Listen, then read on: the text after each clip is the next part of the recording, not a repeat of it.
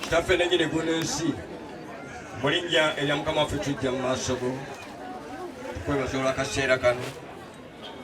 Bayibuli erigamba nti oba birungi oba bibi twebazenga bwebaza. Mukama wange tukwebaza olw'akaseera kano kubanga kuwekkiriza okutwala omwana era gwe otukungaanyiza mu kifo kino. Mukama nsaba mu kaseera kano Mukama wange okkirize oyogere gye tuli mu linnya lya Mukama waffe tusabye, amiina. Mpozi mbaaniriza mwenna mu linnya lya Mukama waffe Yesu Kristo. Kitalo nnyo, kitalo ddala olw'okubibwako omwana ono. Abantu boogedde bingi naye nze famire eyo kuviira ddala mu nga obufumbo butandika nze omu ku basajja ngera bwe mundaba emyaka gyange begiri kwegamba nkuze abaana abo bakuze mbalaba naye kitalo nnyo olwokubanga bagenze. Naye ekigambo kiri kimu kyennyala okubabuulira bagandange ne banyinasa bali wano nti waliwo ebintu bingi bye tutalinaako bukakafu. Ebintu bingi tetubirinaako bukakafu. Sirina bukakafu oba naatuuka ewange, sirina bukakafu oba namalako guno omwaka, simanyi. Naye waliwo kyenninako obukakafu ti olumu ku zino ngenda kubeera ng'omwana we. Oba okikkiriza oba tokikkiriza, abaaye waliwo omuntu ali wano, waliwo yabadde ayogera n'agamba waliwo, naye mbagamba wali wano toba waliwo ekintu kye tulinako obukakafu nti olumu ku nnaku zino oteekwa okuva mu mubiri guno. Ebintu bino ebirala byonna bya kitalo naye oteekwa okukimanya nti olumu ku nnaku zino oteekwa okuva mu mubiri guno. Naye ekigambo kiri kimu, nvaamu ntya.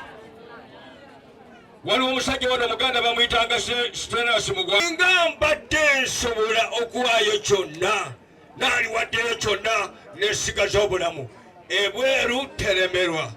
Toba ebyala byonna bikulu naye otuteekwa okuva wano, naye ogenda otya era ogenda wa? Abayinza naliwo mu 7 nga bwe mundaba ndidde ku Krismasi eziwera nga Amini agoba abayindi n'abazungu abaali bataategeka waabwe bonna beeyokya aba ne basula mu kiira kubanga baali tebaategeka. Kati olwaleero njagala nga tuli wano olowooze nnyo toba oyagala oba toyagala oteekwa okuva wano, naye ogenda otya kyekikulu. Ngenda ntya kubanga olwaleero mbategeeza tetulina kye tuyinza kwongera ku Grace, ne bwe tukola tutya tetulina kye tusobola kwongera. Njagala babuulire kino kye mulaba wano, Katonda si eyagala kibe bwe kityo. Bwe tutunula mu lubeerera Katonda bw'atonda omuntu manyi lwaki tukaaba. Okuva mu mirembe egyo gyonna n'okutuuka olwaleero tewaliwo yali akigumidde kino kubanga tekyali bwe kityo okuva ku lubeerera. Katonda bwe yali atutonda yayagala tube balamu. Ekyo kirimu gwe yagala obeere mulamu. Yensonga lwaki kino kyatulema. Olaba ne Yesu bamukaabira, olaba ne Yesu naye yakaaba ku ntaana ya Laazaalo. Kwegamba kino bwe kityo bwe kiri tetusobola, naye twebaza Katonda. Omuntu amala okwonoona Katonda mu Lubereberye Ssuula 2 olunyiriri lwa 17 Katonda yawa omuntu obuyinza n'amugamba naye olunaku lw'olira ku muti guno ogenda kufa. Omuntu n'asalawo obubi n'alya ku muti ne tufa.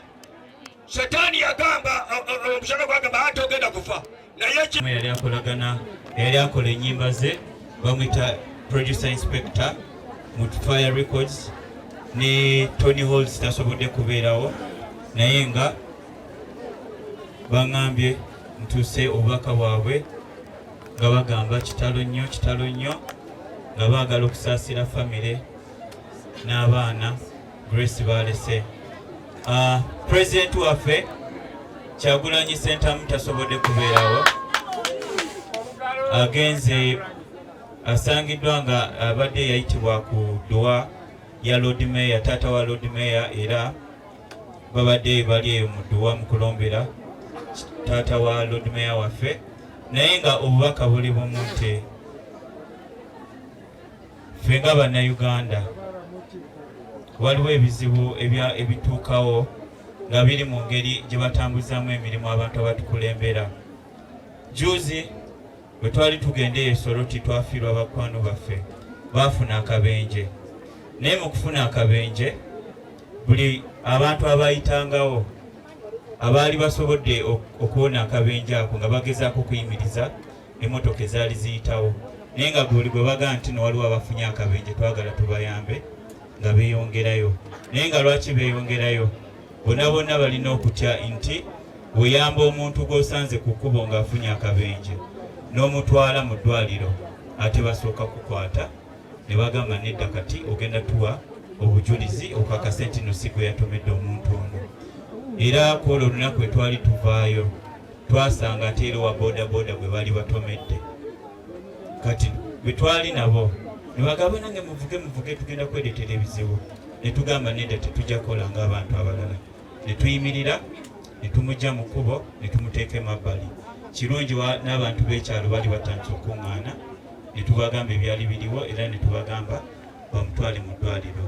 So embeera eyo bwetyo ogenda okulaba nga bannaffe bangi batufaako kubanga abantu balina okutya. Era mbadde nsaba ab'obuyinza batutwala bakyuseemu mu enkola nti obubenje tetusobola bwewala olw'enguudo embi ze tulina, naye tekikoma awo, bakyuseemu mu ekyo abantu basobole okukomyawo olwa sseruganda mu ggwanga lyaffe. Tuli bantu balungi nga bannayuganda, tusobole okuyambagana nga tufunye ebizibu. Bwe bubaka bwange. Era nyongera okusaasira maama wa Grace n'abaana. Ffe nga Akamoocha ku studio gye tuva Fire Records twetisse amabugo ne baasa erimu emitwalo 2 nga go tugajje ku studio ya Firebase era nga kyetusobodde okukuŋŋaanya mu kaseera akatono. Mukama ayongere obbagumya ate era n'omugenzi amuwe ekiwummulo eky'emirembe.